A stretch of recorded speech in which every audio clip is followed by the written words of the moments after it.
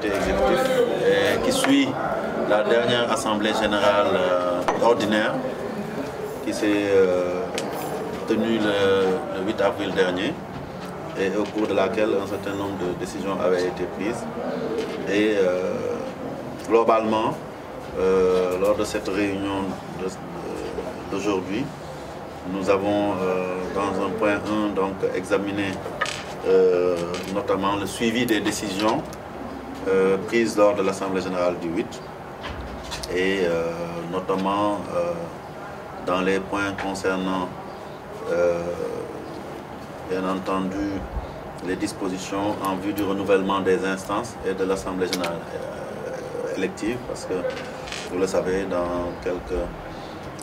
mois, donc, nous allons vers une Assemblée générale élective où toutes les instances fédérales seront renouvelées. Et il fallait donc voir les dispositions à prendre en relation avec la commission électorale. Et sur ce plan-là, nous avons retenu d'organiser une rencontre entre le comité exécutif et la commission électorale afin de leur confirmer la date retenue pour les élections et d'harmoniser avec eux par rapport donc, au calendrier de renouvellement, parce que les instances de base doivent commencer. Et donc pour terminer par l'AG électrique du 12 qui va installer le comité exécutif. Donc les autres points qui ont fait l'objet donc de discussion concernent les comptes rendus des AG de la CAF, donc il y a 2 mois, donc l'AG électif de la CAF et aussi l'AG de la FIFA il y a 10 jours donc au Bahreïn. L'AG de la CAF s'est tenu en Éthiopie. Et nous avons eu aussi à examiner certaines questions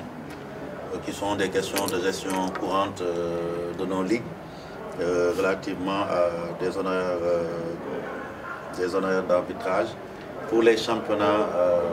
régionaux. Donc, ces championnats régionaux sont sous la responsabilité des ligues. Et il fallait redéfinir les règles de fonctionnement entre ces ligues-là et les CRA qui dépendent de la CCA, rappeler la tarification et voir éventuellement dans les endroits où il y a, dans les ligues où il y a quelques soucis de gestion des honoraires, parce que dans ces cas-là, pour les championnats régionaux, c'est les ligues qui prennent en charge. Comment trouver des solutions en appelant la fédération à accompagner ces ligues pour pouvoir apurer éventuellement leurs arriérés afin d'aller vers des dispositions plus apaisées pour terminer la saison de la meilleure manière qu'il soit. Toujours dans le cadre du suivi des décisions de la dernière Assemblée générale, nous avons retenu de faire les notifications nécessaires aux membres du des commissions électorales et de la commission de recours en matière électorale, de leur reconduction pour une période de 4 ans, mais aussi de faire cette notification aussi aux ligues et à leurs démembrements pour que les informations puissent être partagées. Nous avons aussi retenu aborder la question des licences numérisées, parce que lors de la dernière AG, beaucoup de ligues avaient souhaité qu'on revoie le système dans la périodicité de la délivrance des licences qui se fait annuellement, mais aussi par rapport au coût de la prise en charge des frais de licence. Et nous en avons profité pour informer le comité exécutif qu'à partir de la saison prochaine, de cette fin de saison, nous allons migrer vers un autre système. Jusqu'à présent, le système de licence numérisée était géré par une société privée tunisienne qui s'appelle Narsil Technologies, qui était en partenariat avec la FIFA. Mais la FIFA a décidé de se démarquer et dorénavant, notre système de licence sera en tout cas opéré sous la base du système FIFA Connect, qui est un autre système. À partir du moment où c'est un système qui n'est pas loué, qui n'est pas un système de prestation de services d'un privé, nous espérons que les tarifs de ces licences nous coûteront moins cher, que ça pourra bénéficier aux acteurs du football et aux clubs en ce qui concerne la délivrance des licences, comme nous en avons fait la promesse à l'Assemblée générale. Et donc, en ce qui concerne aussi les compétitions, nous avons passé en revue l'ensemble des compétitions nationales pour faire un point, parce que la volonté affichée par le comité exécutif, c'est de faire en sorte, compte tenu du calendrier très chargé au mois d'août, avec notamment les élections le 12 août, mais surtout le 28 août, le match aller des éliminatoires de la Coupe du Monde, et le 4 septembre, ou le 3 ou le 4 septembre, l'autre match contre le Burkina à Ouagadougou. Il a été retenu de faire en sorte que les compétitions au niveau local, toutes catégories et genres confondus, puissent se terminer au plus tard, au grand plus tard, le 31 juillet 2017. Et donc, je vous ferai grâce des points des différentes compétitions, mais on s'est rendu compte que, mis à part la Coupe du Sénégal, toutes les compétitions seront pratiquement à leur stade final. Aussi bien les championnats amateurs qui sont à 1 ou 2 ou 3 journées avant la fin, que la Ligue professionnelle qui a 5 journées en Ligue 1 et Ligue 2, en passant par le football féminin aussi, qui a quelques retards, notamment à Dakar, mais qu'on va gommer pour pouvoir arriver à finir à temps. Donc, en ce qui concerne les compétitions internationales, le secrétaire général a fait le point de nos différentes participations à la Coupe du monde de beach soccer, mais auparavant aussi à la Coupe d'Afrique U20 et aux autres compétitions auxquelles on a participé. Et nous avons aussi donné un point d'information sur notre participation à la prochaine Coupe du monde U20 qui s'ouvre dans quelques jours. On a rendu compte un peu de la préparation, puisque à ce niveau-là, jusqu'à ce jour, tout ce qui devait être fait pour que notre équipe puisse se préparer au mieux l'a été, avec 3 matchs amicaux. Une préparation débutée ici pendant des semaines et qui est en cours pour 3 semaines à l'extérieur. Et surtout une arrivée assez tôt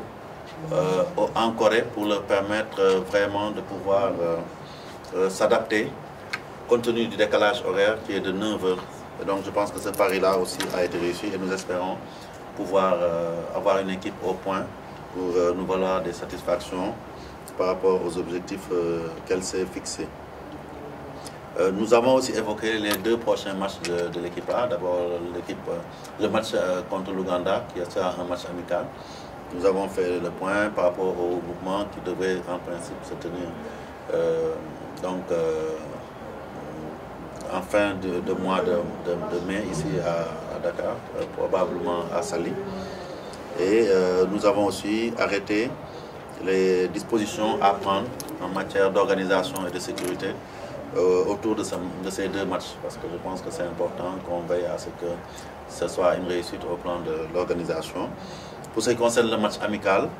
nous avons décidé d'en faire vraiment un match accessible et populaire, et nous avons fixé des tarifs vraiment promotionnels, proposant des tarifs de 500 et 1000 francs pour la découverte et la couverte, ainsi que les autres catégories qui seront vraiment revues à la baisse. Après, pour les matchs contre la Guinée équatoriale, qui est un match officiel, nous reviendrons aux tarifs habituels que nous pratiquons pour les matchs officiels. Donc, les dispositions sont en train d'être prises. Nous avons aussi fait un point sur la situation des relations contractuelles, marketing et sponsoring. Et ce qu'il faut retenir simplement, c'est la nouvelle de la disponibilité des équipements Romain, puisque le conteneur a fini d'arriver depuis le début de ce mois-là, et nous avons fait les démarches auprès de l'administration de la douane, mais aussi auprès de notre transitaire, pour que le matériel soit disponible, afin qu'on puisse dépasser les difficultés que nous avons connues par rapport à la fourniture des équipements par notre équipementier. De la même manière, nous avons retenu, avec ces lots d'équipements qui sont arrivés, de commencer la commercialisation des équipements pour les supporters à un prix très abordable pour lequel nous reviendrons pour fixer les tarifs. Et nous sommes en train de voir des mécanismes à mettre en place avec un partenaire pour pouvoir assurer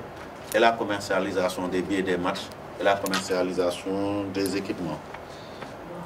Donc, pour terminer aussi, nous avons statué sur le stock d'équipements Puma qui est là et nous avons chargé une commission de réfléchir sur un schéma de liquidation du stock. Ils vont nous faire des propositions au comité qui va décider de savoir quel soit réservé à ce stock d'équipement qui est en quantité importante dans nos locaux. Globalement, je pense que je n'ai rien oublié, c'est ces aspects-là que nous avons retenus. Et c'était cela un peu l'objet de cette rencontre de ce jour. Étant entendu que nous aurons d'autres réunions de comité exécutif d'ici au mois d'août pour pouvoir continuer le travail, parce que ce qu'il ne faut surtout pas oublier, c'est qu'aujourd'hui le plus important, c'est de pouvoir être solidaire pour aller vers les objectifs que nous attendons. À court terme, les matchs de Coupe d'Afrique, les éliminatoires de Coupe d'Afrique, et à moyen terme aussi les matchs de Coupe du Monde qui sont d'une importance capitale pour l'avenir de notre équipe nationale dans ces compétitions-là.